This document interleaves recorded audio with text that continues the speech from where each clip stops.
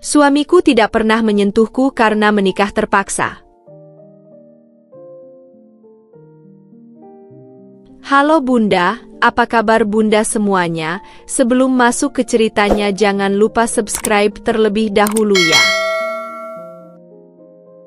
Aku, Dinda, duduk di kamar pengantin, menatap cincin kawin di jari manisku.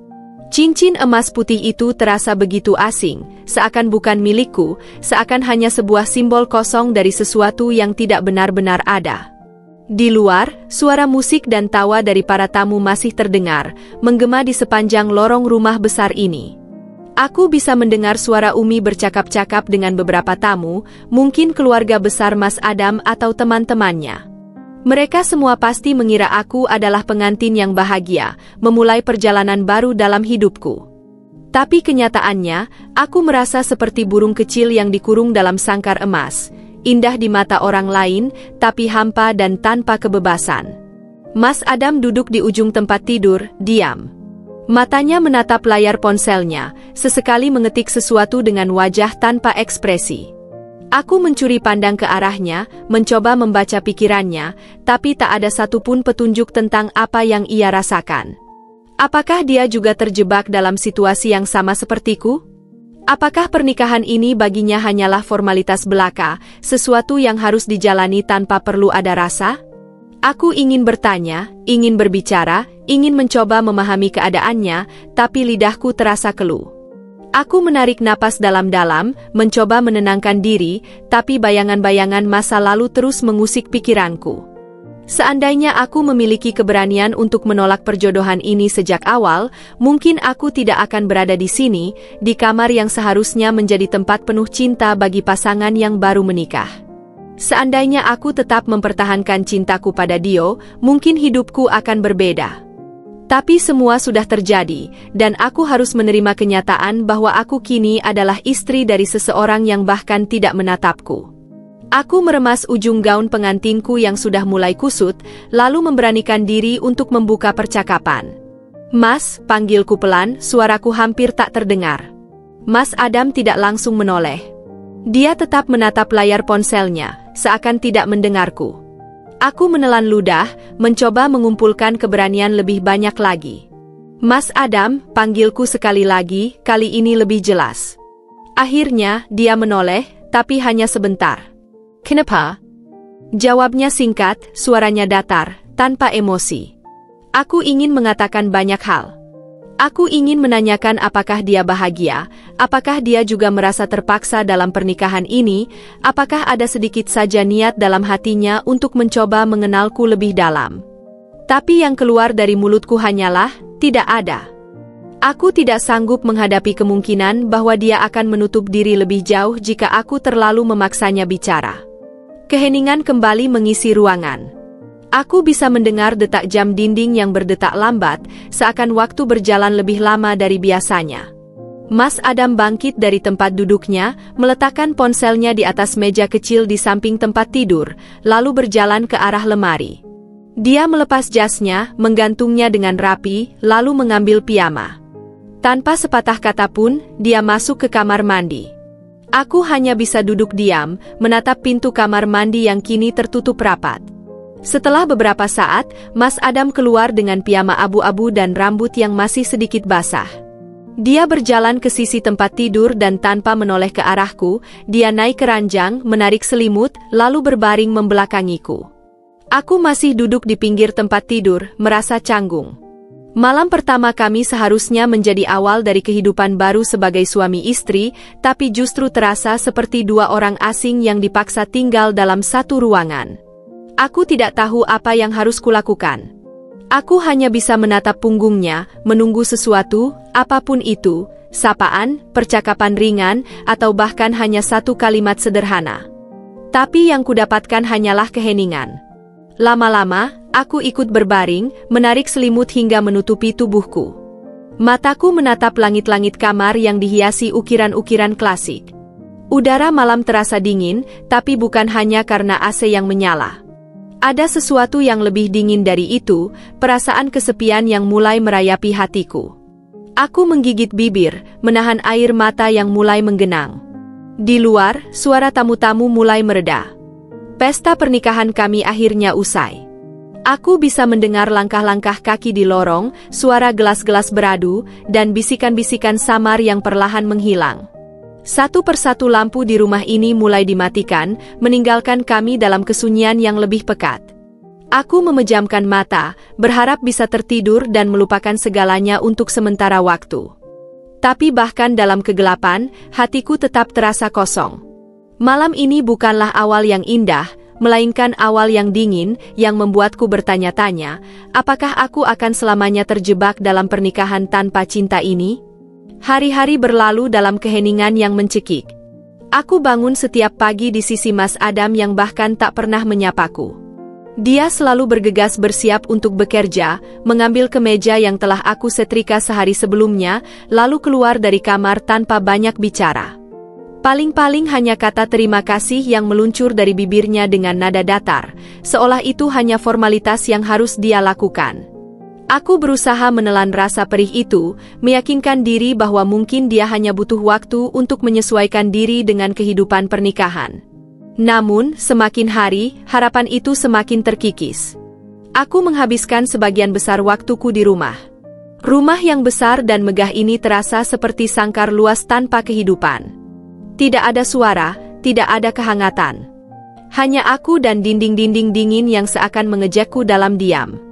Aku mencoba mengisi waktu dengan membaca buku, menonton televisi, atau memasak sesuatu yang kuharap bisa menyenangkan hati Mas Adam. Tapi percuma. Setiap kali aku menyajikan makanan untuknya, dia hanya makan dalam diam, lalu kembali tenggelam dalam dunianya sendiri. Kadang-kadang, aku memberanikan diri untuk membuka percakapan saat kami duduk bersama di meja makan. "Hari ini bagaimana di kantor, Mas?" Tanyaku suatu malam, berharap dia akan bercerita sedikit tentang kesehariannya. Tapi dia hanya mengangkat bahu sambil berkata, "Biasa saja." Jawaban singkat itu menutup semua celah yang ingin kubuka. Aku menggigit bibir, menahan kekecewaan yang terus menumpuk. Aku mulai merasa seperti hantu di rumahku sendiri. Tidak terlihat, tidak didengar. Aku berjalan melewati koridor panjang rumah ini dengan langkah-langkah hampa, merasakan betapa kesepiannya aku. Aku bahkan mulai berbicara sendiri, sekadar untuk mendengar suara manusia di dalam rumah ini. Kadang aku berbicara dengan bunga-bunga di taman belakang, atau menggumamkan lagu-lagu lama hanya untuk mengisi kehampaan. Sore hari adalah waktu yang paling sulit bagiku. Matahari mulai turun, bayangan-bayangan panjang mengisi sudut rumah, dan kesunyian terasa semakin pekat. Dulu, aku membayangkan pernikahan sebagai sesuatu yang hangat dan penuh kebersamaan. Sore hari yang dihabiskan dengan obrolan ringan di teras rumah, ditemani secangkir teh dan angin sepu-sepu. Tapi nyatanya, aku selalu duduk sendirian, menatap jalanan dari jendela, menunggu Mas Adam pulang dengan harapan yang tak pernah terwujud. Malam hari lebih buruk lagi. Saat aku berbaring di tempat tidur yang luas ini, punggung Mas Adam selalu menghadapku. Seakan ada dinding tak kasat mata yang membatasi kami. Aku ingin bertanya apakah dia pernah merasa kesepian seperti aku. Aku ingin tahu apakah ada sedikit saja usaha dalam hatinya untuk mencoba mengenalku lebih baik. Tapi aku tidak berani. Aku takut bahwa jawabannya akan lebih menyakitkan dari keheningan ini. Suatu malam, aku tak tahan lagi. Aku duduk di sisi ranjang, menatap punggungnya yang membeku seperti patung. "Mas," panggilku lirih. Tidak ada jawaban. Aku menarik napas panjang, mengumpulkan keberanian. "Aku merasa kesepian," lanjutku, suaraku bergetar. Dia akhirnya bergerak sedikit, lalu bergumam tanpa menoleh, "Jalani saja, gak usah terlalu banyak berpikir, Dinda." Jawaban itu terasa seperti tamparan bagiku. Aku menggigit bibir, menahan air mata yang menggenang. Aku terlalu banyak berpikir? Apakah itu berarti perasaanku ini tidak penting? Apakah aku hanya berlebihan, terlalu berharap sesuatu yang memang tidak akan pernah ada? Aku akhirnya berbaring kembali, membelakangi Mas Adam, membiarkan air mataku jatuh tanpa suara. Malam itu, aku merasa lebih sendiri dari sebelumnya. Aku mulai mempertanyakan segalanya, pernikahan ini, hidupku, bahkan keberadaanku sendiri. Apakah aku memang ditakdirkan untuk hidup seperti ini? Apakah aku harus menerima kenyataan bahwa aku menikah dengan seseorang yang tidak ingin mengenalku lebih dalam?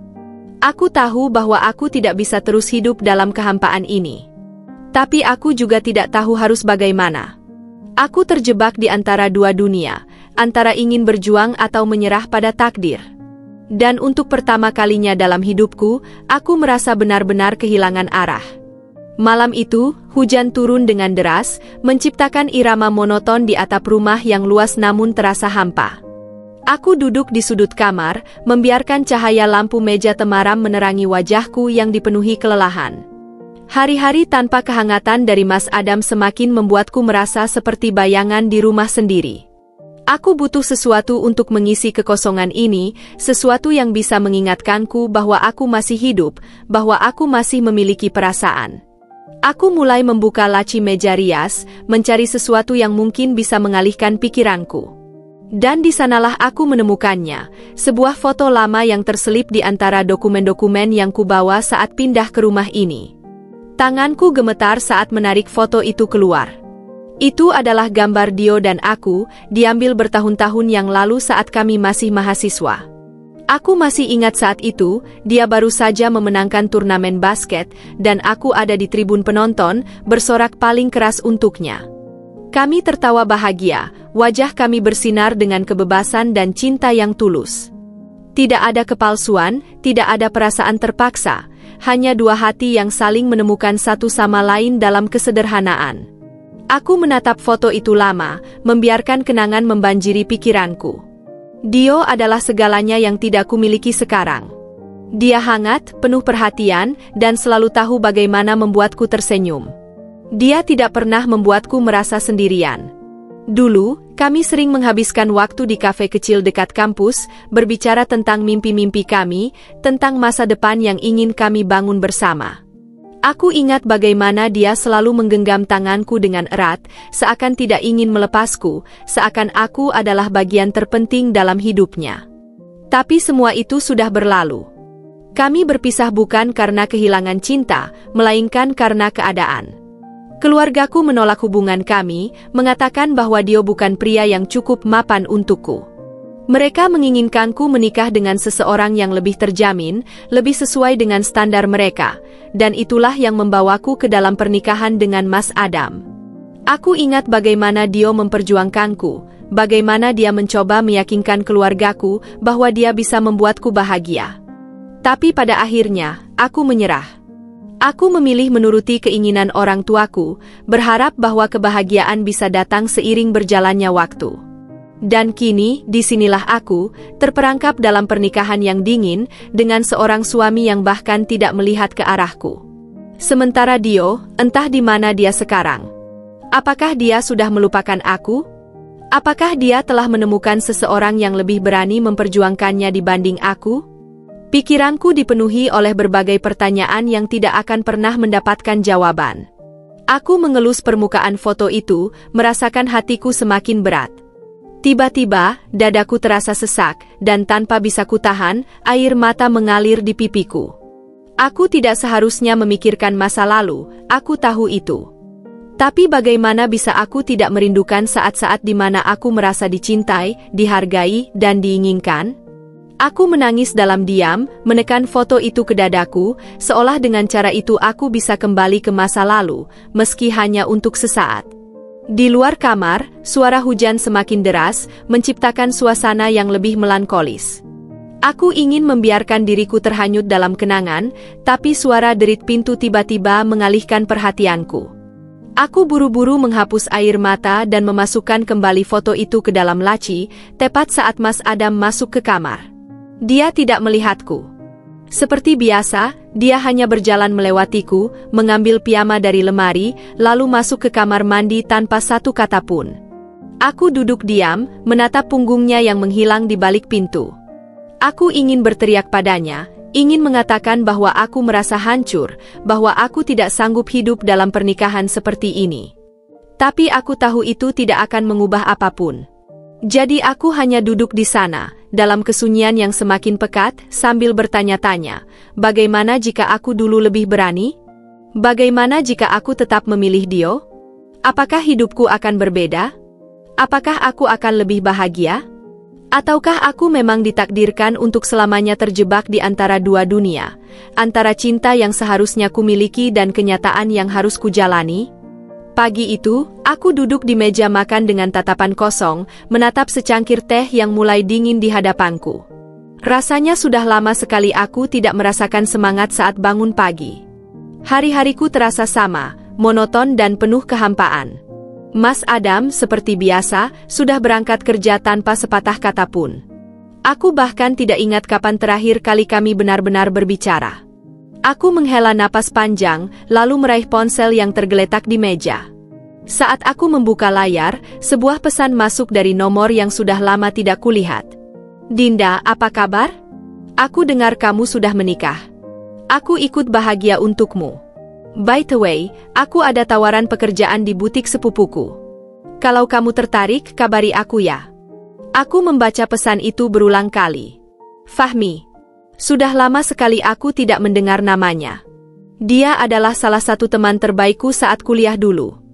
Kami sering menghabiskan waktu bersama di perpustakaan, berdiskusi tentang berbagai hal, dari tugas kuliah hingga impian kami di masa depan.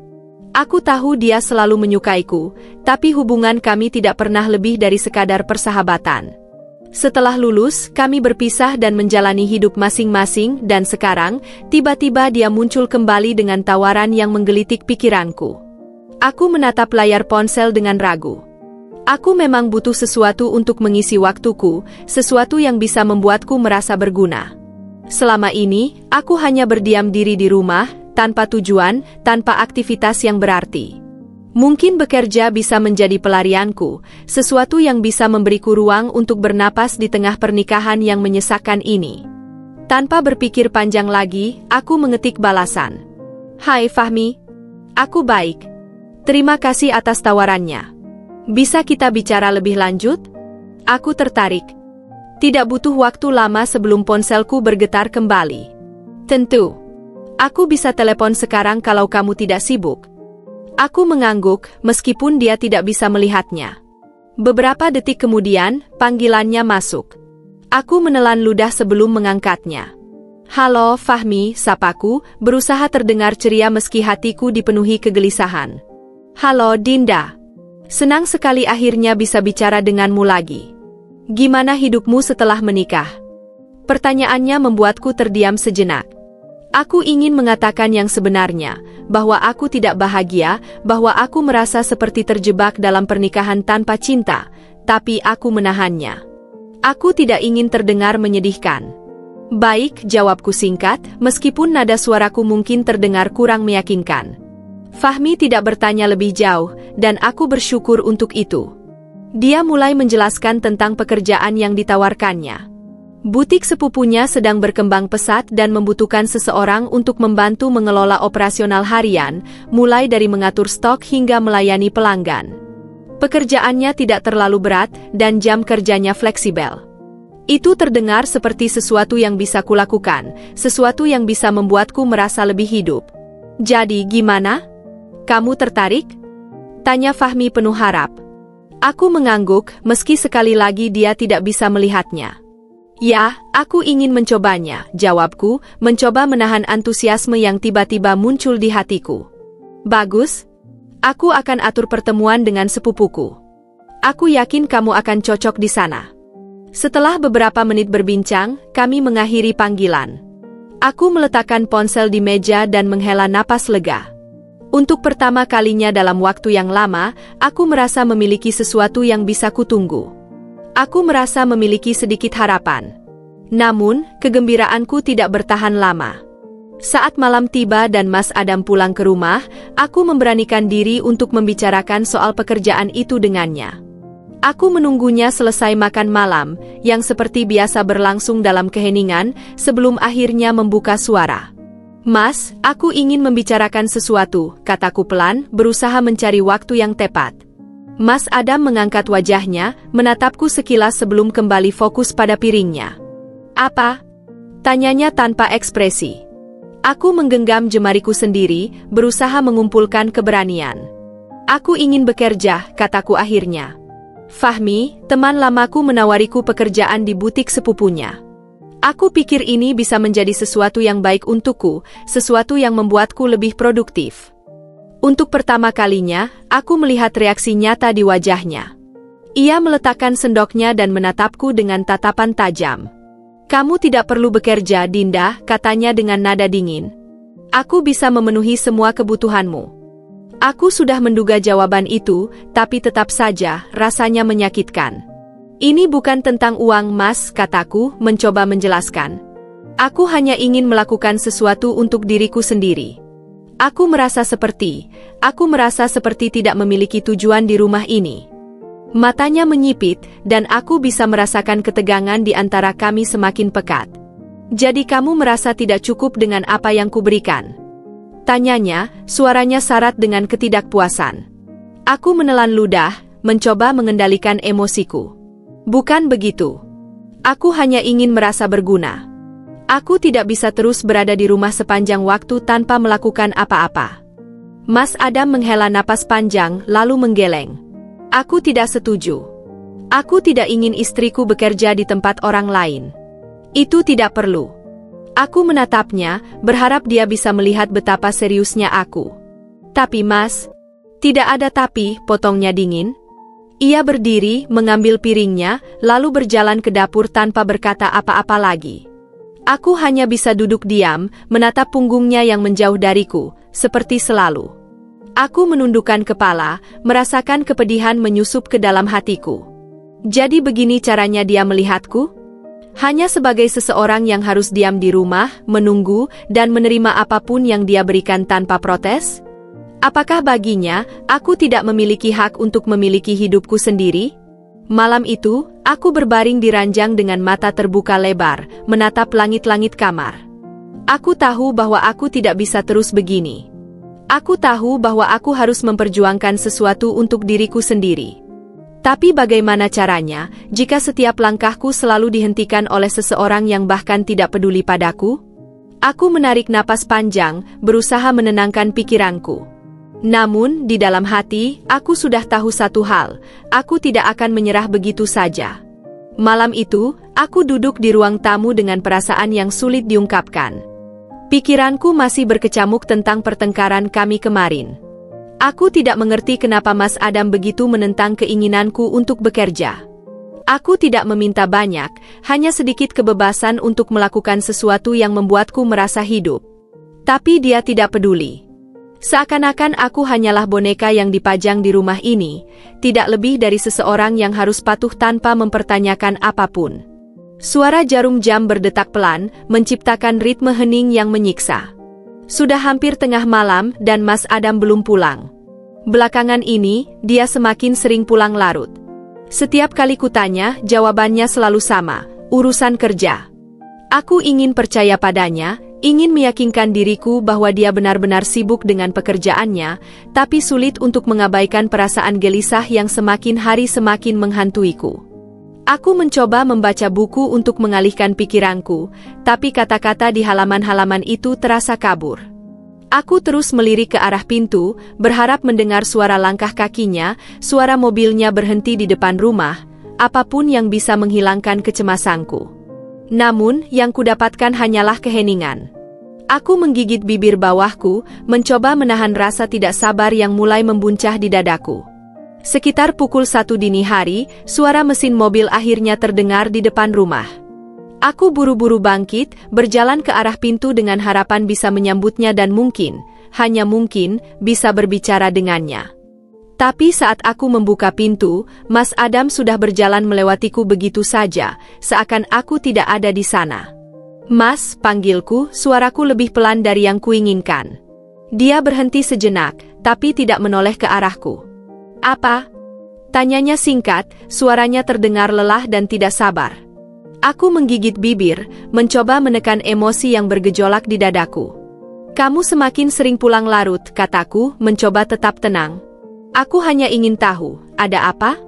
Apa ada sesuatu yang terjadi di kantor?" Mas Adam menghela napas panjang sebelum akhirnya menoleh ke arahku. "Dinda, aku capek," katanya dengan nada datar. "Aku tidak ingin membahas ini sekarang."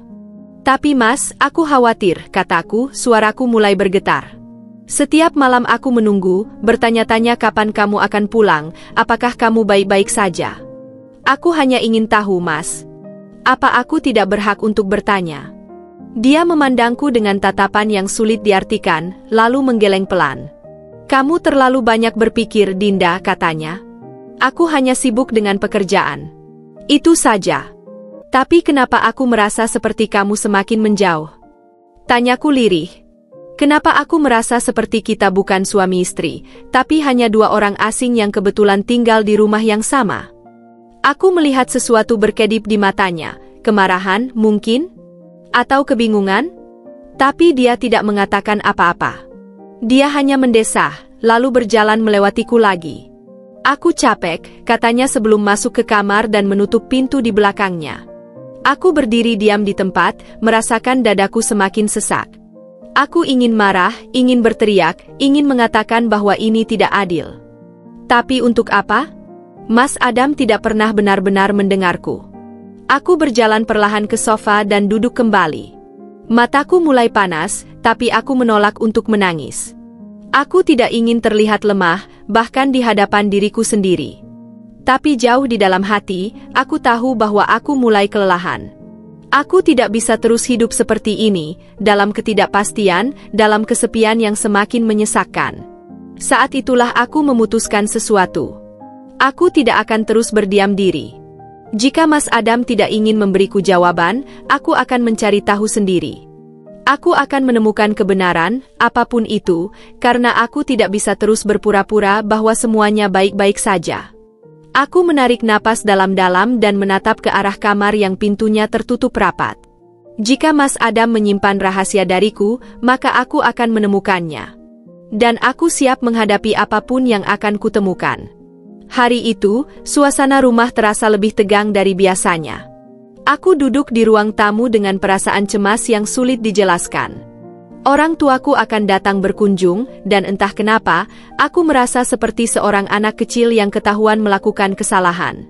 Jantungku berdegup kencang saat membayangkan apa yang akan terjadi jika mereka tahu kebenaran tentang pernikahanku dengan Mas Adam. Pernikahan yang secara hukum tidak sah, pernikahan yang terasa lebih seperti hukuman daripada kebahagiaan. Aku menatap jam di dinding. Sudah hampir jam 11 siang. Mereka akan tiba dalam beberapa menit. Aku melirik ke arah Mas Adam yang duduk di sofa, sibuk dengan ponselnya seperti biasa. Wajahnya tetap dingin dan tak terbaca, seolah dia sama sekali tidak peduli bahwa mertuanya akan datang berkunjung. Aku menarik napas dalam-dalam, mencoba menenangkan diri sebelum akhirnya membuka suara. Mas, nanti Umi dan Abi akan banyak bertanya, kataku pelan. Setidaknya bersikaplah sedikit lebih ramah. Mas Adam mengangkat wajahnya sekilas, lalu kembali menatap layar ponselnya. Aku tahu, jawabnya singkat. Aku mengepalkan jemariku di pangkuan, menahan dorongan untuk mengatakan sesuatu yang lebih tajam. Aku tidak ingin ada pertengkaran sebelum orang tuaku tiba. Aku hanya bisa berharap bahwa hari ini akan berjalan tanpa masalah. Beberapa menit kemudian, suara bel berbunyi. Aku segera bangkit dan berjalan ke pintu dengan langkah cepat. Begitu pintu terbuka, aku melihat wajah hangat Umi dan Abi. Senyum mereka begitu tulus, seakan dunia ini masih penuh dengan kebahagiaan yang belum sempat aku rasakan. Assalamualaikum nak, sapa Umi sambil meraih tanganku dan menggenggamnya erat. Waalaikumsalam Umi, Abi. Masuk yuk, jawabku, berusaha menyembunyikan kegugupan dalam suaraku. Mereka melangkah masuk, dan aku melirik ke arah Mas Adam yang masih duduk di sofa. Dia akhirnya bangkit, berjalan mendekat, lalu menjabat tangan Abi dengan sopan. Apa kabar, Adam? Tanya Abi dengan suara beratnya yang khas. Baik, Bei, jawab Mas Adam singkat, lalu kembali duduk. Aku menahan napas. Aku berharap dia bisa sedikit lebih bersikap sebagai seorang suami yang penuh perhatian, setidaknya di depan orang tuaku. Tapi, tentu saja, itu terlalu berlebihan untuk diharapkan. Aku membawa Umi dan Abi ke meja makan, menyajikan teh dan beberapa kue yang sudah kusiapkan sejak pagi. Aku berusaha terlihat biasa saja, seolah tidak ada apa-apa yang salah dalam hidupku. Tapi aku tahu, Umi selalu bisa membaca perasaanku, bahkan tanpa aku mengatakan apapun. Jadi, bagaimana pernikahan kalian? Tanya Abi sambil menyeruput tehnya. Aku terdiam sejenak, lalu tersenyum kecil. Alhamdulillah baik Bei, jawabku berusaha terdengar meyakinkan. Umi menatapku lama, matanya penuh dengan sesuatu yang sulit kuartikan. Aku tahu dia tidak sepenuhnya percaya pada kata-kataku, tapi dia tidak mengatakan apa-apa. Tapi kalian belum juga memberi kabar tentang rencana akad yang sebenarnya, lanjut Abi. Sudah hampir 6 bulan sejak pernikahan adat kalian, dan kami masih menunggu kabar kapan kalian akan mencatatkan pernikahan secara resmi. Dada aku langsung terasa sesak. Aku melirik ke arah Mas Adam, berharap dia yang menjawab, tapi dia hanya diam, menatap kosong ke arah cangkirnya. Abi, aku mencoba mencari kata-kata yang tepat. Kami masih menunggu waktu yang tepat. Abi mengerutkan kening. Waktu yang tepat? Ulangnya. Dinda, ini bukan sesuatu yang bisa ditunda lama-lama. Pernikahan harus diakui secara hukum. Kalian tidak bisa terus seperti ini. Aku menunduk, tidak tahu harus menjawab apa. Umi akhirnya membuka suara, suaranya lembut tapi penuh ketegasan. Dinda, ada sesuatu yang ingin kamu ceritakan. Aku menggigit bibir bawahku. Ingin rasanya aku mengungkapkan semuanya. Tentang bagaimana pernikahan ini tidak seperti yang mereka bayangkan, tentang bagaimana aku merasa sendirian, tentang betapa aku merasa seperti tahanan di rumahku sendiri. Tapi aku tidak bisa. Aku tidak ingin membuat mereka khawatir. Tidak Umi, jawabku akhirnya. Semua baik-baik saja. Aku bisa melihat kekecewaan di mata Umi. Dia tidak percaya padaku, tapi dia juga tidak memaksaku untuk bercerita. Setelah beberapa saat, Abi menghela napas panjang. Baiklah, katanya. Tapi ingat, Dinda, kami hanya ingin yang terbaik untukmu. Jika ada sesuatu yang perlu kami tahu, jangan ragu untuk bercerita. Aku mengangguk pelan. Iya, Be. Setelah menghabiskan waktu beberapa jam di rumah, akhirnya Umi dan Abi berpamitan. Aku mengantar mereka sampai ke mobil, memeluk mereka erat sebelum mereka pergi. Begitu mobil mereka menghilang di ujung jalan, aku kembali masuk ke dalam rumah. Mas Adam masih duduk di sofa, sama sekali tidak menunjukkan ekspresi apapun. Malam itu, langit tampak begitu kelam. Awan hitam menggantung berat di langit, seolah menekan kota dalam dekapan yang mencekam. Aku duduk di sudut tempat tidur, merapatkan selimut ke tubuhku. Udara malam terasa lebih dingin dari biasanya, menusuk hingga ke tulang.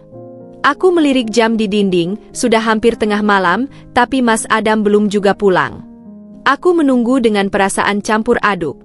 Bukan hanya karena ia belum kembali, tetapi juga karena ada sesuatu yang mengganggu pikiranku sejak pertemuan dengan Umi dan Abi tadi siang. Aku tahu mereka mencurigai ada sesuatu yang salah dalam pernikahanku, dan mereka benar. Aku telah berusaha keras untuk menutupi segalanya, tapi semakin lama, rahasia ini terasa seperti beban yang sulit kutanggung sendirian. Tiba-tiba, suara dentuman keras terdengar dari luar. Aku tersentak. Hujan deras mulai turun, diiringi suara gemuruh petir yang menggelegar di langit. Aku merasakan tubuhku mulai gemetar tanpa bisa dikendalikan. Kegelapan mulai merayap, menelan cahaya terakhir dari lampu jalan di luar jendela. Dan kemudian, bruk, listrik padam. Aku membeku di tempat, napasku memburu. Ruangan yang tadinya remang-remang kini berubah menjadi lautan kegelapan yang pekat. Jantungku berdegup kencang, memukul dadaku dengan irama panik yang tak terkendali. Tanganku mencengkeram selimut, keringat dingin mulai membasahi leherku. Tidak, bukan ini. Kenangan buruk itu kembali menerjangku seperti ombak besar. Aku kembali menjadi gadis kecil berusia 8 tahun, terkunci di dalam lemari sempit saat rumah kami dilanda banjir. Aku bisa merasakan kembali bagaimana air perlahan-lahan naik, bagaimana kegelapan menyelimutiku tanpa ampun. Aku ingat berteriak, menangis, memanggil Umi dan Abi, tapi suaraku tenggelam dalam suara hujan dan guntur yang menggelegar. Aku ingat bagaimana ketakutan itu membekukan tubuhku, bagaimana aku merasa seperti akan mati dalam kegelapan yang mencekik. Dan kini, semua itu kembali. Aku tersudut di pojok tempat tidur, memeluk tubuhku sendiri, berusaha bernapas di tengah gelombang kepanikan yang melanda. Aku ingin berteriak, tapi suaraku terjebak di tenggorokan. Air mata mengalir tanpa bisa kutahan. Aku menggapai-gapai dalam gelap, mencoba mencari ponsel atau lilin, apa saja yang bisa memberiku sedikit cahaya, tapi tanganku hanya menemukan udara kosong. Dengan tangan gemetar, aku akhirnya meraih ponsel di nakas dan menyalakan senter. Cahaya kecil dari layar ponsel memberikan sedikit rasa lega, tapi tubuhku masih gemetar hebat. Aku menarik napas dalam-dalam, mencoba mengatur ritme napasku, mencoba meyakinkan diriku bahwa ini hanyalah pemadaman listrik biasa. Aku tidak lagi terkurung di dalam lemari. Aku tidak lagi sendirian. Tapi benarkah? Aku melirik ke arah pintu kamar. Tidak ada tanda-tanda Mas Adam. Bahkan di saat seperti ini, aku tetap sendiri. Aku ingin menghubunginya, ingin meminta tolong, ingin mendengar suaranya, bahkan jika itu hanya untuk mengingatkanku bahwa aku masih ada di dunia nyata dan bukan terperangkap dalam trauma masa lalu. Tapi aku tahu, tidak ada gunanya. Mas Adam tidak akan peduli. Aku meringkuk lebih erat, menatap layar ponselku yang kini menunjukkan pukul 1.30 dini hari. Hujan masih deras, suara petir masih menggema, tapi di dalam kamar ini, yang paling menakutkan bukanlah cuaca di luar, melainkan kesepian yang menggerogoti hatiku, menciptakan lubang yang semakin lama semakin dalam. Aku menyadari sesuatu malam itu. Aku tidak hanya terperangkap dalam kegelapan karena listrik padam. Aku juga terperangkap dalam pernikahan ini. Aku berada dalam kegelapan yang lebih menyesakkan, lebih mencekik, dan lebih menakutkan daripada sekadar malam tanpa cahaya. Aku menutup mata, membiarkan air mata mengalir tanpa bisa kuhentikan. Aku tidak bisa terus seperti ini. Aku harus melakukan sesuatu. Jika tidak, aku tahu aku akan tenggelam, bukan dalam air seperti dulu, tapi dalam kehampaan yang perlahan membunuhku dari dalam. Aku tidak bisa lagi menahan semua ini. Semua rasa sakit, kebingungan, dan kehampaan yang selama ini kupendam telah mencapai batasnya. Sudah terlalu lama aku mencoba memahami Mas Adam, berharap ia akan berubah, berharap ia akan melihatku sebagai seseorang yang layak diperjuangkan. Tapi yang kudapat hanyalah tembok dingin yang semakin lama semakin tinggi, memisahkan aku darinya. Malam itu, aku menunggu kepulangannya dengan hati yang berkecamuk. Lampu-lampu di ruang tamu sudah redup, menyisakan cahaya kecil dari lampu sudut yang menyorot ke arah jam dinding. Waktu sudah menunjukkan pukul 1 dini hari, dan Mas Adam masih belum pulang. Aku duduk di sofa dengan tubuh tegang, jemariku menggenggam ponsel erat-erat, mencoba menahan diri untuk tidak menghubunginya lagi. Aku sudah mengirim pesan, sudah mencoba menelepon, tapi tidak ada jawaban. Lalu, pintu depan berderit pelan. Aku segera menoleh, jantungku berdebar. Mas Adam akhirnya pulang. Ia masuk dengan langkah santai, tanpa sedikit pun menunjukkan ekspresi bersalah. Bahkan saat matanya bertemu denganku, ia hanya menghela napas panjang, seolah sudah tahu bahwa aku akan menginterogasinya. "Kenapa belum tidur?"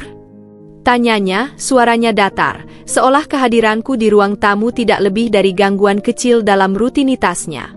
Aku bangkit dari sofa, menatapnya dengan mata penuh amarah yang selama ini kutahan. "Aku menunggumu, Mas," jawabku, mencoba menjaga suaraku tetap stabil meskipun emosiku hampir meluap. Mas Adam hanya membuka jaketnya, melemparkannya sembarangan ke kursi, lalu berjalan menuju dapur untuk mengambil air. Aku mengikutinya, hatiku dipenuhi pertanyaan yang selama ini tidak berani kutarakan. "Kita harus bicara," kataku akhirnya. Mas Adam meminum airnya perlahan, seolah tidak mendengarku. Lalu, ia meletakkan gelasnya di meja dengan bunyi kecil yang terdengar lebih tajam dari yang seharusnya. "Tentang apa?" Aku mengertakkan gigi. "Tentang pernikahan kita." Ia menghela napas, lalu bersandar pada meja dapur dengan ekspresi bosan. "Lagi?" tanyanya, seolah ini adalah topik yang tidak ada habisnya dan sudah melelahkan baginya. Aku merasa dadaku semakin sesak. "Ya, lagi. Karena sampai sekarang, Mas, aku masih tidak mengerti.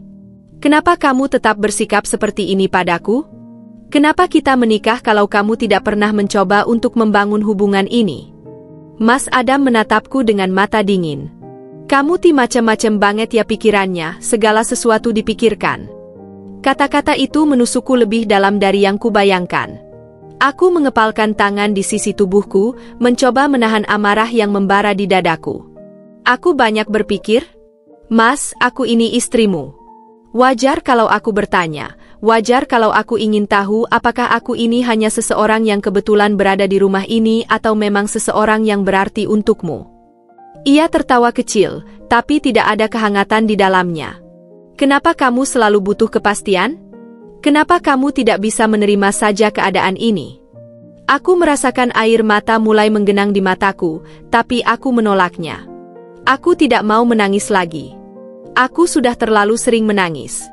Aku ingin jawaban, bukan sekadar kata-kata dingin yang selalu membuatku merasa lebih sendirian dari sebelumnya. Aku tidak bisa menerima keadaan ini karena ini bukan pernikahan yang seharusnya. Kita bukan suami istri yang normal, Mas. Kita tidak pernah benar-benar berbicara, kita tidak pernah benar-benar berbagi sesuatu. Aku tidak tahu apa yang ada di pikiranmu, aku tidak tahu apakah kamu bahagia atau tidak. Dan aku lelah berpura-pura bahwa aku baik-baik saja. Mas Adam menatapku lama. Wajahnya masih tanpa ekspresi, tapi aku bisa melihat ada sesuatu di balik matanya, sesuatu yang selama ini selalu ia sembunyikan. Tapi bukannya menjelaskan, ia malah berbalik, berjalan meninggalkanku seolah semua ini hanya percakapan yang tidak penting. Aku tidak bisa membiarkan ini berakhir seperti ini. Aku segera mengejarnya, menarik lengannya dengan sedikit tenaga. "Jangan pergi. Jawab aku." Ia menoleh dengan tatapan tajam, untuk pertama kalinya menunjukkan emosi yang lebih dari sekadar kebosanan. "Apa yang kamu mau, Dinda? Kamu mau aku pura-pura mencintaimu? Kamu mau aku berbohong dan mengatakan bahwa kita ini pasangan bahagia? Itu yang kamu mau?" Aku terhenyak. "Aku tidak butuh kebohongan, Mas. Aku hanya ingin tahu apakah ada sedikit saja ruang untukku di dalam hidupmu." Ia mengalihkan pandangannya, lalu mengusap wajahnya dengan frustrasi. "Dinda, aku tidak pernah menginginkan ini. Aku merasakan sesuatu di dalam hatiku hancur. Aku tahu. Aku selalu tahu." Tapi mendengarnya langsung dari mulutnya membuat semuanya terasa lebih menyakitkan. "Jadi aku ini apa, Mas?" Suaraku bergetar. "Sekadar seseorang yang dipaksa masuk dalam hidupmu?" Mas Adam tidak menjawab. Ia hanya berdiri di sana, membiarkan keheningan menggantung di antara kami seperti pisau tajam yang siap mengiris sisa-sisa harapanku. Aku menelan ludah, mencoba menahan tangis yang mulai naik ke tenggorokanku. "Aku tidak bisa terus seperti ini," kataku akhirnya. Mas Adam masih tidak mengatakan apapun. Tapi aku melihatnya menarik napas panjang, seolah kalimatku barusan adalah sesuatu yang sudah ia duga sejak lama. Aku memalingkan wajah, menatap lantai yang terasa lebih nyata daripada kenyataan yang sedang kuhadapi. "Aku butuh lebih dari sekadar keberadaanmu, Mas. Aku butuh seseorang yang benar-benar ada. Dan kalau kamu tidak bisa memberikannya, aku tidak tahu apakah aku bisa bertahan di sini lebih lama lagi." Keheningan kembali menyelimuti kami. Tapi kali ini, aku tahu bahwa ini adalah keheningan yang berbeda. Ini adalah keheningan yang menandakan sesuatu telah berubah. Bahwa aku telah mencapai titik di mana aku harus memilih, tetap bertahan dalam kehampaan, atau mulai mencari jalan keluar. Aku berbalik, meninggalkannya berdiri di tengah dapur yang dingin. Aku tidak tahu apakah aku siap menghadapi konsekuensi dari kata-kataku barusan. Tapi satu hal yang aku tahu pasti, aku tidak bisa lagi menunggu seseorang yang bahkan tidak berusaha untuk menggenggamku. Pagi itu, aku duduk di meja makan dengan secangkir teh hangat yang mulai kehilangan uapnya. Matahari sudah tinggi, menembus jendela dapur dengan sinarnya yang hangat, tapi hatiku tetap terasa dingin. Mas Adam sudah pergi sejak subuh, seperti biasa tanpa banyak bicara. Aku tidak tahu kemana dia pergi, dan sejujurnya, aku mulai berhenti peduli. Semalam, aku sudah menyampaikan segalanya.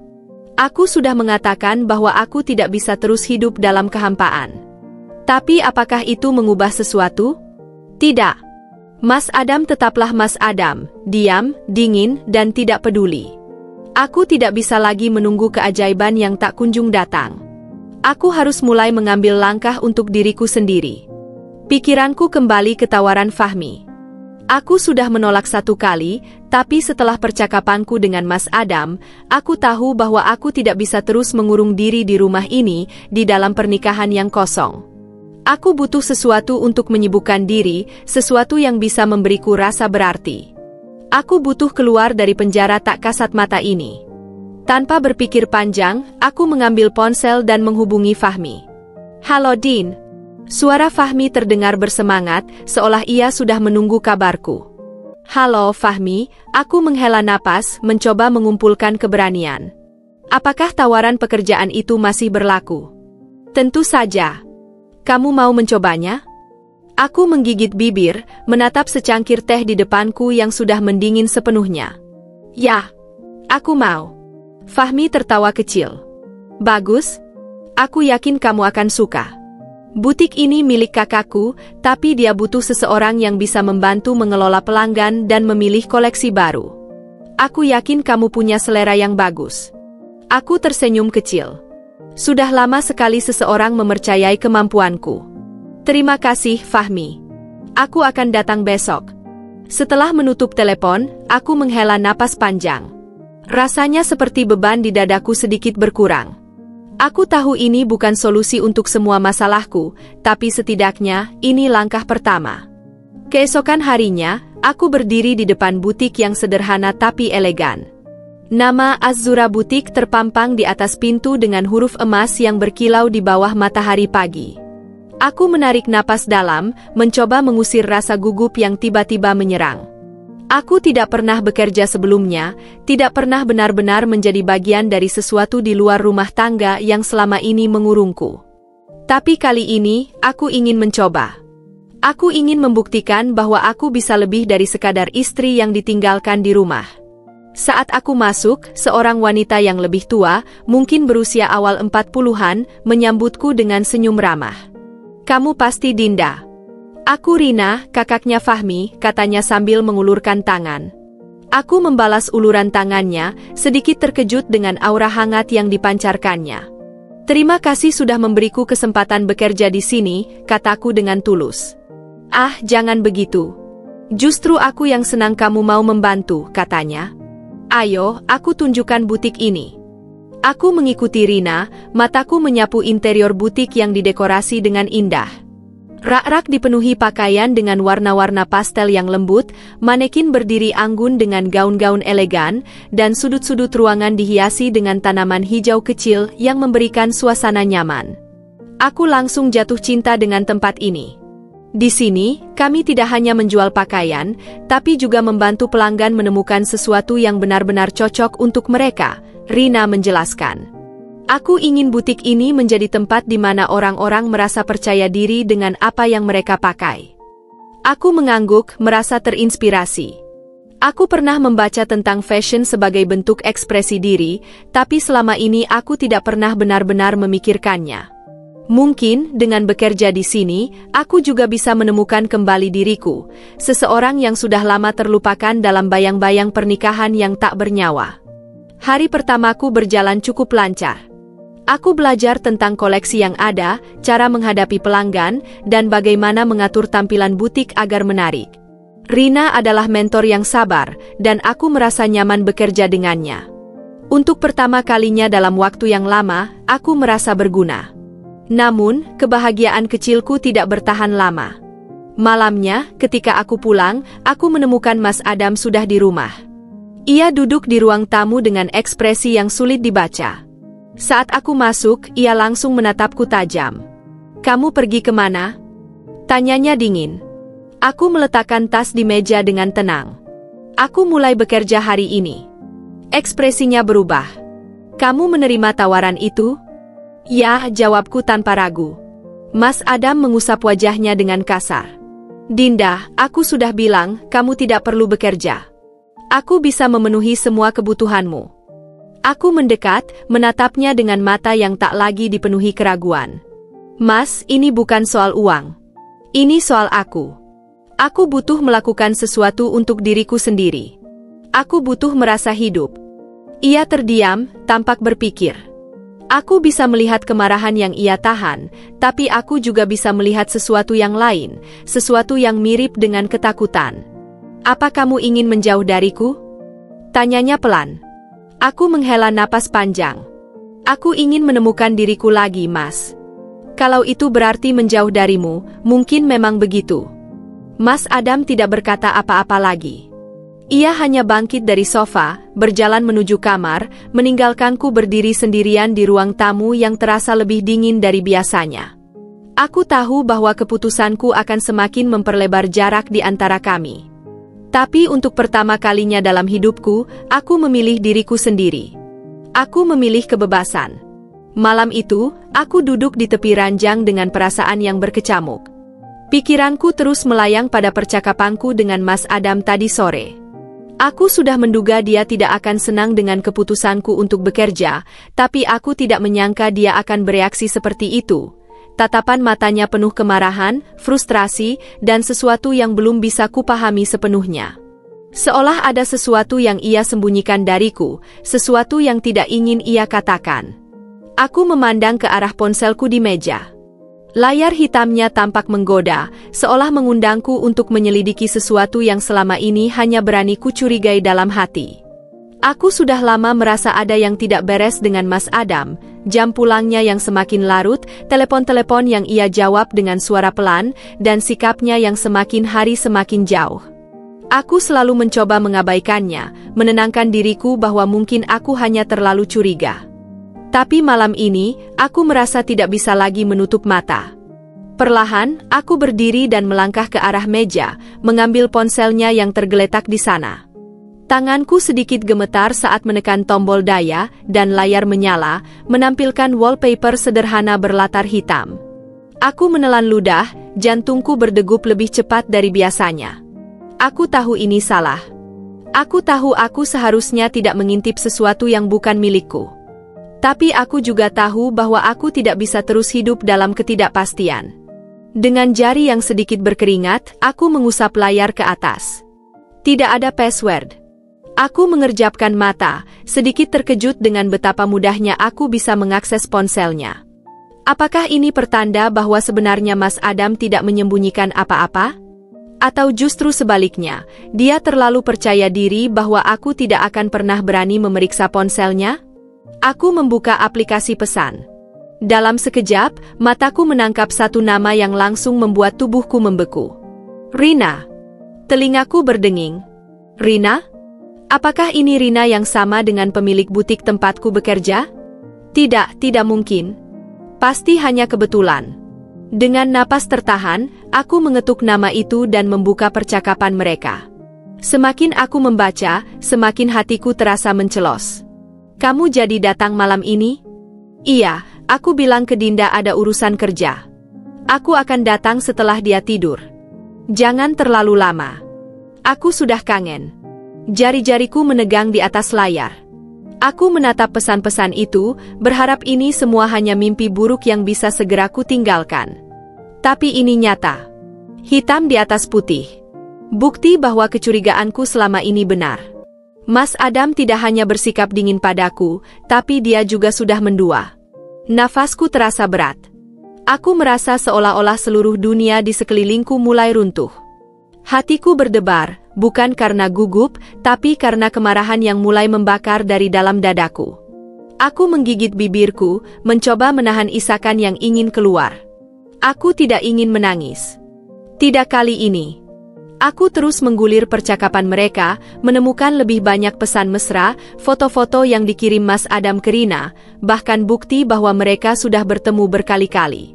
Aku menutup mata, merasakan bagaimana seluruh tubuhku mulai bergetar.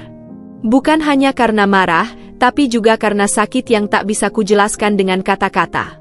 Aku tidak tahu berapa lama aku duduk di sana, menatap layar ponsel itu tanpa berkedip. Waktu seolah berhenti, membiarkan aku terjebak dalam realitas pahit yang baru saja terungkap. Tapi perlahan, rasa sakit itu berubah menjadi sesuatu yang lain, keteguhan. Aku tidak bisa membiarkan ini terus berlanjut. Aku tidak bisa lagi membiarkan diriku menjadi wanita yang diabaikan, dipermainkan, dan dibohongi. Jika selama ini aku masih ragu apakah pernikahan ini bisa diselamatkan, sekarang aku tahu jawabannya. Aku berdiri, meletakkan ponsel itu kembali ke meja dengan hati-hati, lalu menghapus air mata yang tanpa sadar mengalir di pipiku. Aku tidak akan menangis untuk seseorang yang bahkan tidak menghargai keberadaanku. Aku mengambil napas dalam-dalam, menenangkan diriku. Aku akan menghadapi Mas Adam. Aku akan menuntut jawaban. Dan yang paling penting, aku akan memastikan bahwa aku tidak akan menjadi wanita yang terus bertahan dalam pernikahan tanpa cinta ini. Aku, Dinda, berhak untuk bahagia. Dan aku tidak akan membiarkan siapapun merampas hak itu dariku lagi. Pagi itu, aku duduk di depan cermin, menatap bayanganku sendiri dengan tatapan kosong. Wajahku pucat, mataku bengkak karena kurang tidur. Semalaman aku bergulat dengan kenyataan yang baru saja kutemukan, pengkhianatan Mas Adam, pesan-pesan yang ia kirimkan pada Rina, dan kebohongan yang telah ia bangun selama ini. Aku merasa seakan hidupku selama ini hanyalah ilusi yang kapan saja bisa runtuh. Tapi aku tidak bisa terus berdiam diri. Aku harus melakukan sesuatu. Aku harus bertemu dengan Rina. Aku ingin tahu sejauh mana hubungan mereka. Aku ingin mendengar sendiri dari mulutnya apakah dia sadar bahwa Mas Adam adalah pria yang sudah menikah. Dengan tangan gemetar, aku mengambil ponsel dan menghubungi nomor yang kutemukan di ponsel Mas Adam. Aku tidak tahu apakah Rina akan mengangkat, tapi aku harus mencobanya. Setelah beberapa detik menunggu, terdengar suara seorang wanita di ujung telepon. "Halo?" Suaranya lembut, hampir ramah, dan itu membuat dadaku semakin sesak. Aku menarik napas panjang sebelum menjawab. "Ini Dinda. Aku istri Mas Adam." Terdengar keheningan panjang di seberang sana. Aku bisa membayangkan bagaimana ekspresi wajahnya saat ini, terkejut, bingung, atau mungkin marah karena aku menghubunginya secara tiba-tiba. Lalu, akhirnya ia berbicara. "Istri?" Suaranya terdengar ragu. "Mas Adam bilang dia belum menikah." Kata-katanya menusuk seperti belati di dadaku. Jadi, Mas Adam bahkan tidak memberitahunya bahwa dia sudah menikah? Aku mengepalkan tangan, menahan kemarahan yang mulai membakar dari dalam. "Aku ingin bertemu denganmu," kataku tegas. "Aku ingin bicara secara langsung." Rina terdiam sejenak sebelum akhirnya menghela napas. "Baiklah. Kita bisa bertemu di kafe dekat butik siang ini." Aku mengangguk, meskipun dia tidak bisa melihatku. "Baik. Aku akan datang." Aku menutup telepon dan memejamkan mata sejenak. Aku tidak tahu apa yang akan terjadi dalam pertemuan ini, tapi aku harus melakukannya. Aku harus menghadapi kenyataan, seberapapun menyakitkannya. Siang itu, aku tiba di kafe dengan perasaan yang bercampur aduk. Tanganku dingin, jantungku berdebar tak karuan. Aku menoleh ke sekeliling, mencari sosok Rina. Aku sudah pernah bertemu dengannya di butik, tapi saat itu aku tidak tahu bahwa dia adalah wanita yang menjalin hubungan dengan suamiku. Lalu aku melihatnya. Dia duduk di sudut kafe, mengenakan blus berwarna krem dan celana panjang hitam. Rambutnya tergerai rapi dan wajahnya terlihat tenang. Tidak ada kesan wanita penggoda seperti yang sering digambarkan dalam cerita perselingkuhan. Dia tampak seperti wanita biasa, seseorang yang mungkin tidak pernah menyadari bahwa dia sedang bermain dalam kisah yang salah. Aku melangkah mendekatinya dengan hati-hati. Ketika aku duduk di depannya, dia menatapku dengan ekspresi campuran antara rasa bersalah dan kebingungan. "Terima kasih sudah mau bertemu denganku," kataku, berusaha menjaga suaraku tetap stabil. Rina mengangguk. "Aku juga ingin tahu kebenarannya." Aku menatapnya dalam-dalam. "Kau bilang tadi di telepon bahwa Mas Adam mengatakan dia belum menikah. Apa dia benar-benar tidak pernah menyebutkan aku sama sekali?" Rina menggeleng, matanya terlihat sedikit berkaca-kaca. "Tidak pernah. Aku bertemu dengannya beberapa bulan lalu di sebuah acara. Kami mulai berbicara, dan dia bilang dia masih sendiri, hanya fokus pada pekerjaannya. Aku tidak pernah curiga, sampai kamu menghubungiku tadi." Hatiku terasa semakin hancur. Jadi, Mas Adam bukan hanya mengkhianatiku, tapi juga membangun kebohongan yang begitu rapi. Aku menggeleng pelan, mencoba mencerna semuanya. "Apa hubungan kalian hanya sebatas bertemu dan berbicara?" Tanyaku, meskipun aku takut dengan jawabannya. Rina menggigit bibirnya, tampak ragu sejenak sebelum akhirnya menjawab. Kami beberapa kali pergi bersama, makan malam, menonton film. Dia juga pernah menginap di apartemenku, tapi ia menatapku, seolah ingin memastikan bahwa aku siap mendengar kelanjutan kalimatnya. Aku tidak pernah tidur dengannya. Aku menyukai Mas Adam, tapi aku tidak pernah mau terburu-buru. Sekarang aku bersyukur karena aku tidak melakukannya. Aku menarik napas panjang. Setidaknya, pengkhianatan ini belum mencapai titik terburuknya. Tapi tetap saja, kebohongan adalah kebohongan. Aku tidak bisa memaafkan ini begitu saja.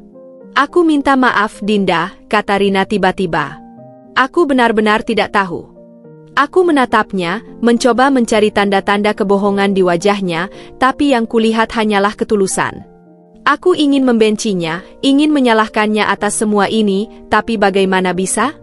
Dia juga hanya korban dari kebohongan yang sama seperti aku. Aku tidak bisa marah padamu, Rina, kataku akhirnya.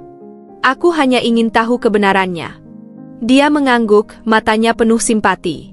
Aku akan mengakhiri ini. Aku tidak mau menjadi bagian dari kebohongan siapapun. Aku tersenyum pahit. Terima kasih. Kami duduk dalam keheningan selama beberapa menit sebelum akhirnya aku berdiri. Aku harus pergi. Aku masih punya banyak hal yang harus kupikirkan. Rina mengangguk. Aku mengerti. Jika suatu hari nanti kamu butuh seseorang untuk bicara, aku ada. Aku hanya mengangguk sebelum melangkah keluar dari kafe. Saat angin menerpa wajahku, aku merasa beban di dadaku sedikit berkurang. Aku sudah mendapatkan jawaban yang kucari. Sekarang, langkah selanjutnya adalah menghadapi Mas Adam. Aku tidak akan lagi menjadi wanita yang hanya diam dan menerima perlakuan buruk. Aku akan membuat keputusan yang seharusnya sudah kuambil sejak lama. Aku, Dinda, akan menentukan jalanku sendiri. Aku berjalan pulang dengan langkah mantap, meskipun hatiku masih terasa berat. Angin sore menyapu wajahku, membawa serta kesadaran bahwa aku tidak bisa lagi menunda keputusan ini. Setelah mendengar langsung dari Rina, aku yakin satu hal. Mas Adam telah mengkhianatiku, bukan hanya dengan tindakannya, tetapi juga dengan kebohongan yang ia bangun dengan begitu sempurna. Jika Rina tidak tahu bahwa dia sudah menikah, maka jelas ini bukan sekadar godaan sesaat atau kesalahan kecil yang bisa diabaikan.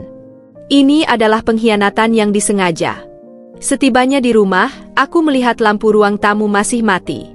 Mas Adam belum pulang. Biasanya, aku akan duduk di sofa, menunggu dalam diam, berharap dia pulang lebih awal, berharap ada percakapan kecil yang bisa mencairkan kebekuan di antara kami. Tapi malam ini berbeda. Aku tidak ingin lagi menunggu seseorang yang jelas-jelas tidak peduli padaku. Aku berjalan ke kamar, membuka lemari, dan menarik koper besar dari dalamnya. Tanganku gemetar saat aku mulai memasukkan pakaianku satu persatu. Setiap potong baju yang kupilih terasa seperti simbol dari luka-luka yang telah kuterima dalam pernikahan ini. Gaun merah yang kupakai di hari ulang tahun pernikahan kami yang bahkan tidak ia ingat, kemeja biru yang kubeli khusus untuk menyenangkan hatinya tapi tak pernah ia puji, dan syal hangat yang tak pernah ia pedulikan ketika aku kedinginan di sisinya. Semua kenangan itu kini terasa hampa, seolah tak pernah berarti. Aku meraih ponsel dan mengetik pesan singkat untuk Umi. Umi, aku ingin pulang ke rumah. Aku tidak bisa bertahan di sini lagi. Tak butuh waktu lama, ponselku bergetar dengan balasan. Nak, kamu yakin? Apa yang terjadi? Aku menatap layar, mencoba menahan air mata. Aku tahu keputusan ini akan mengejutkan orang tuaku, terutama karena mereka berpikir pernikahanku baik-baik saja. Aku telah begitu lama menyembunyikan semua kesedihan ini, berpura-pura kuat di depan mereka. Tapi aku tidak bisa lagi berbohong. Aku akan ceritakan semuanya nanti, Umi. Aku hanya ingin pulang. Beberapa detik berlalu sebelum balasan datang. Pulanglah, Nak. Rumah ini selalu terbuka untukmu. Hatiku sedikit tenang membaca pesan itu. Aku tahu bahwa setidaknya ada tempat di mana aku masih dicintai dan diterima tanpa syarat. Suara deru mobil di luar membuatku terlonjak. Mas Adam sudah pulang. Aku mendengar langkah kakinya mendekat, lalu suara pintu depan yang terbuka. Aku menarik napas dalam-dalam, menguatkan diri untuk konfrontasi terakhir ini. Pintu kamar terbuka, dan Mas Adam berdiri di sana, masih mengenakan jas kerjanya. Matanya langsung tertuju pada koper yang terbuka di atas ranjang. "Apa ini?" tanyanya dengan suara datar, tapi aku bisa merasakan ketegangan dalam nada bicaranya. Aku menatapnya lurus. "Aku pergi." Keningnya berkerut. "Apa maksudmu? Pergi kemana?" Aku menghela napas panjang, mencoba menenangkan detak jantungku yang tak karuan. "Aku sudah tahu semuanya, Mas. Aku tahu tentang Rina. Aku tahu semua kebohongan yang selama ini kamu tutupi." Wajahnya berubah. Untuk pertama kalinya, aku melihat ekspresi yang tidak pernah kulihat sebelumnya, campuran antara keterkejutan dan rasa bersalah. Tapi, seperti biasa, Mas Adam adalah pria yang terlalu bangga untuk mengakui kesalahannya begitu saja. "Apa yang kamu bicarakan, Dinda?" Suaranya tetap dingin, tapi matanya menghindari tatapanku. Aku melangkah maju, menatapnya tajam. "Aku bertemu dengan Rina. Dia bilang kamu tidak pernah memberitahunya bahwa kamu sudah menikah." Aku tertawa kecil, tapi tanpa kebahagiaan. "Hebat sekali, Mas. Bahkan wanita yang kamu dekati pun tidak tahu bahwa kamu punya istri di rumah." Mas Adam terdiam. Rahangnya mengatup rapat, seolah sedang mencari alasan atau pembelaan. Tapi kali ini, aku tidak akan membiarkannya lolos begitu saja. "Aku sudah lelah," lanjutku. "Aku sudah terlalu lama bertahan dalam pernikahan yang hanya membuatku merasa sendirian. Aku sudah mencoba, Mas. Aku mencoba memahami, mencoba bersabar, mencoba menerima semua sikap dinginmu. Tapi sekarang aku sadar, aku hanya berjuang sendirian. Aku tidak bisa lagi." Aku melihat ada sesuatu yang berubah di matanya. Sesaat, aku berpikir dia akan mengatakan sesuatu yang berarti, mungkin permintaan maaf, atau setidaknya pengakuan atas kesalahannya. Tapi yang keluar dari mulutnya justru sebaliknya. "Jadi kamu mau pergi hanya karena itu?" Katanya pelan, tapi aku bisa mendengar nada meremehkan dalam suaranya. "Dinda, kamu terlalu berlebihan." Aku menatapnya tak percaya. "Berlebihan?" Aku mengulang kata itu dengan suara bergetar. "Mas, aku bukan meninggalkan rumah ini hanya karena kamu selingkuh. Aku pergi karena kamu tidak pernah benar-benar menganggapku ada. Aku pergi karena aku tidak bisa hidup dengan seseorang yang bahkan tidak peduli apakah aku bahagia atau tidak." Aku mengambil koperku, menarik pegangan besinya, dan berjalan menuju pintu. Mas Adam tidak bergerak, hanya berdiri di tempatnya dengan wajah tanpa ekspresi. Bahkan di saat seperti ini, dia masih tidak mencoba menahanku. Itu sudah lebih dari cukup untuk memberiku kepastian bahwa keputusanku benar. Sebelum aku melangkah keluar, aku menoleh sekali lagi. "Kamu tahu apa yang paling menyakitkan, Mas?" Suaraku nyaris berbisik. "Bukan perselingkuhanmu, tapi kenyataan bahwa bahkan di saat terakhir ini, kamu tetap tidak peduli." Tanpa menunggu jawabannya, aku melangkah keluar. Aku tidak akan lagi melihat ke belakang. Aku tidak akan lagi bertahan dalam pernikahan yang tidak memiliki cinta. Aku tidak tahu apa yang akan terjadi selanjutnya, tapi satu hal yang pasti, aku lebih memilih berjalan sendirian daripada terus berada di samping seseorang yang bahkan tidak melihat keberadaanku.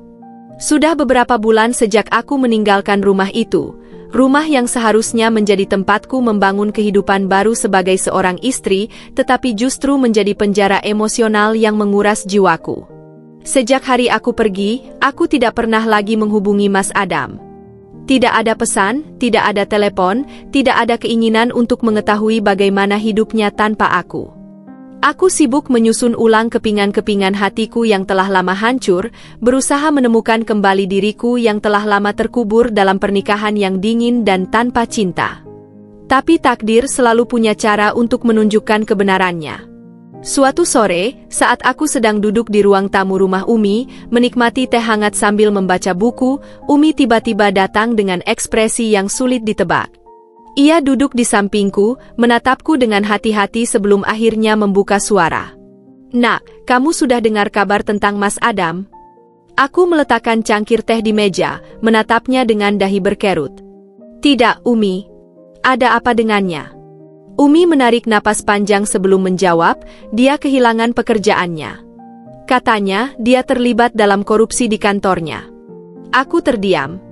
Aku mencoba mencerna informasi itu, tetapi tidak tahu bagaimana seharusnya aku bereaksi. Bagaimana bisa? Tanyaku akhirnya. Entahlah, Umi menghela napas. Orang-orang bilang ada bukti bahwa dia menyalahgunakan dana perusahaan, dan setelah penyelidikan, dia langsung dipecat. Sekarang dia kehilangan semua fasilitas yang dulu dia nikmati. Mobilnya ditarik, apartemen kantor yang dulu jadi tempat singgahnya juga sudah diambil alih.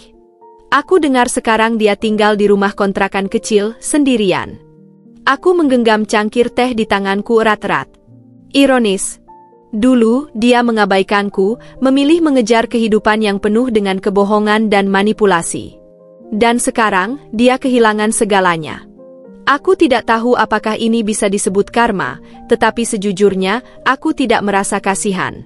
Dan ternyata, cerita belum berakhir di situ.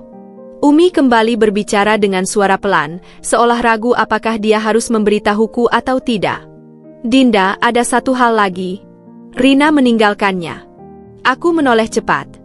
Rina memang berkata akan meninggalkannya Umi. Tapi aku tidak menyangka kalau dia akan benar-benar meninggalkannya. Aku menghela napas panjang. Jadi, begini akhirnya?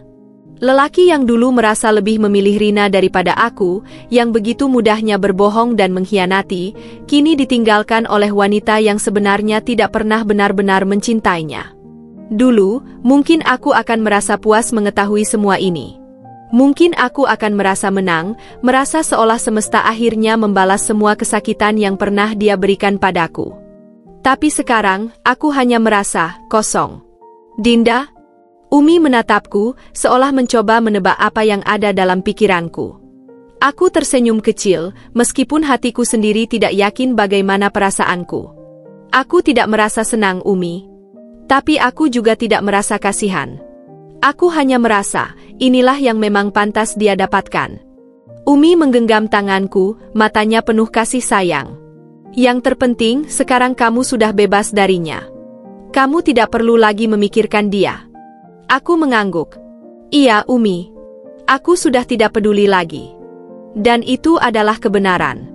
Aku tidak akan membuang waktuku lagi untuk seseorang yang bahkan tidak pernah menghargai keberadaanku.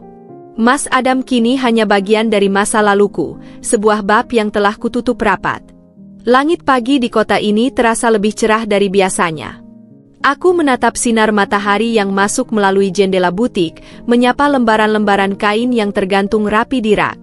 Butik ini, yang dulunya hanya sekadar tawaran dari Fahmi, kini menjadi tempat di mana aku bisa menemukan ketenangan dan harapan baru.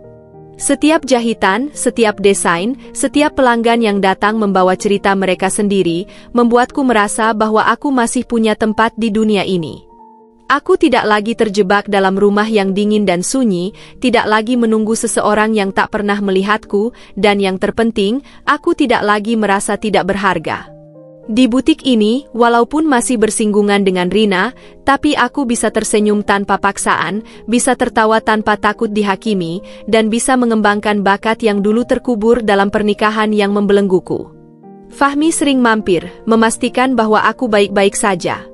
Dinda, kamu luar biasa tahu? Katanya suatu hari, sambil menyeruput kopi di sudut butik. Aku lihat kamu lebih bahagia sekarang. Aku tersenyum. Mungkin karena aku akhirnya hidup untuk diriku sendiri. Aku juga bangga kepada Rina, dia berani meninggalkan karena dia tahu kalau itu tidak benar. Dan itu benar. Selama bertahun-tahun, aku selalu hidup dalam bayang-bayang ekspektasi orang lain. Aku mencoba menjadi istri yang sabar, menahan luka demi menjaga keutuhan pernikahan yang nyatanya hanya ilusi. Tapi sekarang, aku tidak lagi berusaha menyenangkan orang lain dengan mengorbankan kebahagiaanku sendiri. Aku belajar bahwa aku punya hak untuk memilih jalan hidupku sendiri, dan aku memilih untuk bahagia. Suatu sore, seorang pelanggan wanita datang ke butik. Dia tampak cemas saat memilih gaun, dan akhirnya dia bercerita. Suami saya selalu sibuk, saya merasa sendirian di rumah, katanya lirih. Matanya menyiratkan kepedihan yang begitu familiar. Aku hanya bisa menatapnya dengan simpati. Aku mengenali rasa sakit itu. Rasa ditinggalkan, rasa tidak terlihat, rasa bertanya-tanya apakah diri sendiri masih berharga di mata seseorang yang dulu kita cintai. Aku menggenggam tangannya pelan dan berkata, "Jangan biarkan dirimu terjebak dalam kesepian yang tidak perlu. Hidup ini terlalu singkat untuk dihabiskan menunggu seseorang yang bahkan tidak mencoba menghampirimu." Dia terdiam sejenak, lalu tersenyum tipis. "Terima kasih," katanya sebelum pergi. Saat aku melihatnya berjalan keluar butik, aku sadar bahwa aku tidak hanya menemukan awal baru untuk diriku sendiri, tetapi juga memiliki kesempatan untuk membantu orang lain menemukan cahaya dalam hidup mereka. Aku berdiri di depan cermin, menatap bayangan diriku sendiri. Wanita yang kulihat di sana bukan lagi Dinda yang dulu, bukan lagi istri yang menunggu dalam kesunyian, bukan lagi perempuan yang menahan air mata demi mempertahankan sesuatu yang sudah lama hancur. Aku adalah seseorang yang baru, seseorang yang telah melewati badai dan keluar dengan lebih kuat. Butik ini bukan hanya sekadar tempat bekerja bagiku, tetapi juga menjadi simbol kebebasanku, tempat di mana aku menemukan kembali jati diriku yang sempat hilang. Setiap potongan kain yang kusentuh, setiap jahitan yang kubentuk, setiap pelanggan yang kulayani, semuanya mengingatkanku bahwa aku memiliki kendali atas hidupku sendiri. Tidak ada lagi belenggu yang menahan langkahku, tidak ada lagi bayang-bayang masa lalu yang membisikkan ketakutan. Suatu hari, ketika aku sedang menata etalase butik, Fahmi datang dengan senyum lebarnya. "Dinda, aku punya sesuatu untukmu," katanya sambil menyerahkan sebuah undangan. Aku menerimanya dengan bingung, lalu membuka amplopnya. Di dalamnya, tertulis namaku dalam desain yang elegan. "Pameran desain?" tanyaku sambil menatapnya heran. Fahmi mengangguk penuh semangat. "Aku sudah lama melihat potensimu, Dinda. Kamu bukan hanya pekerja di butik ini. Kamu punya bakat yang luar biasa. Ini adalah kesempatan untuk menunjukkan hasil karyamu kepada dunia." Aku menatapnya, perasaan haru menghangat di dadaku. Dulu, aku tidak pernah berpikir bahwa aku akan berada di titik ini, menjadi seseorang yang cukup percaya diri untuk menampilkan hasil karyanya sendiri. Aku mengangguk pelan, lalu tersenyum. "Terima kasih, Fahmi. Aku akan mencobanya." Malam itu, aku duduk di meja kerja dengan sketsa-sketsa yang berserakan di hadapanku. Aku menggambar dengan hati yang penuh semangat, menciptakan sesuatu yang bukan hanya indah, tetapi juga memiliki makna. Setiap garis yang kutorehkan adalah representasi dari perjalananku, tentang luka yang telah sembuh, tentang ketakutan yang telah kutaklukkan, tentang mimpi-mimpi yang kembali bersemi. Dan saat aku selesai, aku menyadari sesuatu. Aku tidak lagi menjadi korban dari keadaan. Aku adalah pencipta takdirku sendiri. Beberapa bulan setelahnya, pameran desain itu menjadi titik balik yang lebih besar dari yang pernah kubayangkan. Aku tidak hanya mendapat apresiasi atas karyaku, tetapi juga kesempatan untuk mengembangkan bisnis kecilku sendiri. Butikku kini memiliki namaku di dalamnya, bukan hanya sebagai pekerja, tetapi sebagai pemilik, sebagai kreator, sebagai seseorang yang telah menemukan kembali jati dirinya. Suatu sore, aku duduk di teras butik sambil menikmati teh hangat. Aku melihat sekeliling, mengamati orang-orang yang berlalu lalang dengan senyum di wajah mereka.